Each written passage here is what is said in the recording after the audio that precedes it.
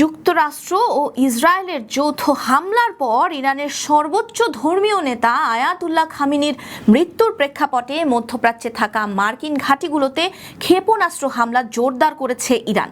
সংযুক্ত আরব আমিরাত, কাতার, Iraq, Kuwait, বাহরাইনে যুদ্ধের দ্বিতীয় দিনেও দেশগুলোর আকাশে ক্ষেপণাস্ত্র, ড্রোনের আঘাত, একই সাথে নিয়মিত বিরতিতে সাইরেনের শব্দ পাওয়া গেছে। যুদ্ধ পরিস্থিতি আরও বিপজ্জনক দিকে মোড় নিতে থাকায় মধ্যপ্রাচ্যের প্রায় সবগুলো দেশে বিমানবন্দর বন্ধ রয়েছে। ইরান আগে থেকেই নিজেদের আকাশ সীমা বন্ধ করে দিয়েছে, বন্ধ ইসরায়েলের আকাশ সীমাও। বার্তা সংস্থা রয়টার্স জানিয়েছে, সংযুক্ত আরব আমিরাত, বাহরাইন, ইরাক, কুয়েত এবং কাতারও তাদের আকাশ সীমা বন্ধ রাখার সিদ্ধান্ত নিয়েছে। উঠছে না বিমান, বিমানবন্দরে আটকা পড়ে আছেন lakh lakh বিমানযাত্রী।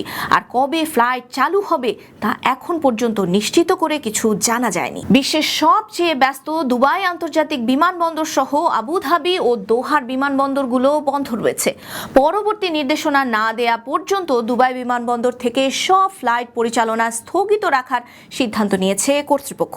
Flight tracking platform ফ্লাইটওয়েরের তথ্য অনুযায়ী মধ্যপ্রাচ্য জুড়ে হাজার হাজার ফ্লাইট এই সংকটের কবলে পড়েছে। এতে বিশ্বজুড়ে লন্ডভন্ড হয়ে গেছে ফ্লাইট স্কেডিউল। মধ্যপ্রাচ্যের এই সংকটে বিমান সংস্থাগুলোকে দীর্ঘ পথ ঘুরে যেতে হচ্ছে, যা জ্বালানি খরচ ও সময় দুটোই বাড়িয়ে দিচ্ছে।